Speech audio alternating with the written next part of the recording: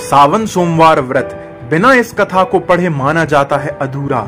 मान्यता है कि जो सावन सोमवार व्रत करता है या कथा सुनता है और पढ़ता है उसके सभी दुख दूर होते हैं और समस्त मनोकामनाएं पूर्ण होती हैं। एक समय की बात है, किसी नगर में एक साहूकार रहता था। उसके घर में धन की कोई कमी नहीं थी, लेकिन उसकी कोई संतान नहीं थी। इस कारण वह बहुत दुखी था। पुत्र प्राप्ति के लिए वह प्रत्येक सोमवार व्रत रखता था और पूरी श्रद्धा के साथ शिव मंदिर जाकर भगवान शिव और पार्वती जी की पूजा करता था। उसकी भक्ति देखकर एक दिन मां पार्वती प्रसन्न हो गईं और भगवान शिव से उस साहूकार की मनोकामना पूर्ण करने का आग्रह किया। पार्वती जी की इच्छा सुनकर शिव जी ने कहा, हे पार्वती, इस संसार में हर प्राणी को उसके कर्मों का फल मिलता है और जिसके भाग्य में जो हो उसे भोगना ही पड़ता है। लेकिन पार्वती जी ने साहूकार की भक्ति का मान रखने के लिए उसकी मनोकामना पूर्ण करने की इच्छा जताई। माता पार्वती के आग्रह पर शिव जी ने साहूकार को पुत्र प्राप्ति का वरदान तो दिया, लेकिन साथ ही यह भी कहा कि उसके बालक की आयु केवल 12 वर्ष होगी। माता पार्वती और भगवान शिव की बातचीत को साहूकार सुन रहा था। उसे ना तो इस बात की खुशी थी और ना ही दुख। वह पहले की भांति शिव जी की पूजा करता रहा। कुछ समय के बाद साहूकार के घर पर एक पुत्र का जन्म हुआ। जब वह बालक 11 वर्ष का हुआ तो उसे पढ़ने के लिए काशी भेज दिया गया। साहूकार ने पुत्र के मामा को बुलाकर उसे बहुत सारा धन दिया और कहा कि तुम इस बालक को काशी विद्या प्राप्ति के लिए ले जाओ और मार्ग में यज्ञ कराना। जहां भी यज्ञ कराओ वहां ब्राह्मणों को भोजन कराते और दक्षिणा देते हुए जाना।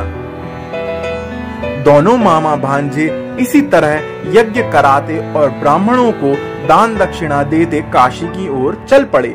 रात में एक नगर पड़ा जहां नगर के राजा की कन्या का विवाह था, लेकिन जिस राजकुमार से उसका विवाह होने वाला था वह एक आंख से काना था। राजकुमार के पिता ने अपने पुत्र के काना होने की बात को छुपाने के लिए एक चाल सोची। साहूकार के पुत्र को देखकर उसके मन में एक विचार आया। उसने सोचा, क्यों ना इस लड़के को दूल्हा बनाकर राजकुमारी से विवाह करा दूं।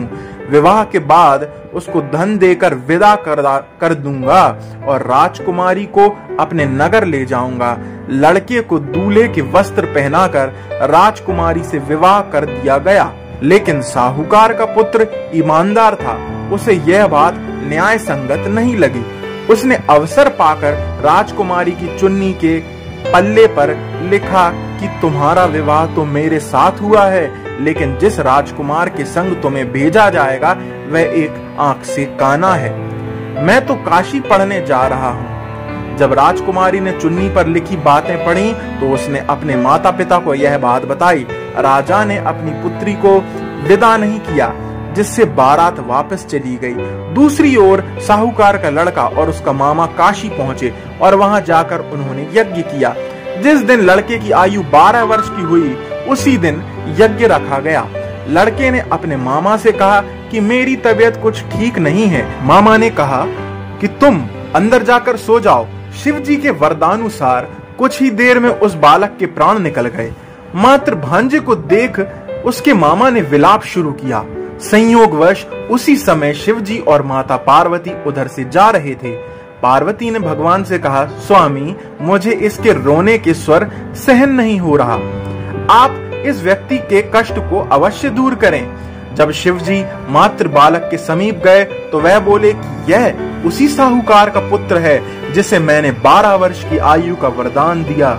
अब इसकी आयु पूरी हो चुकी है। लेकिन मातृ भाव से विभोर माता पार्वती ने कहा, हे महादेव, आप इस बालक को और आयु देने की कृपा करें, अन्यतः इसके वियोग में इसके माता पिता भी तड़प कर मर जाएंगे। माता पार्वती के आग्रह पर भगवान शिव ने उस लड़के को जीवित होने का वरदान दिया।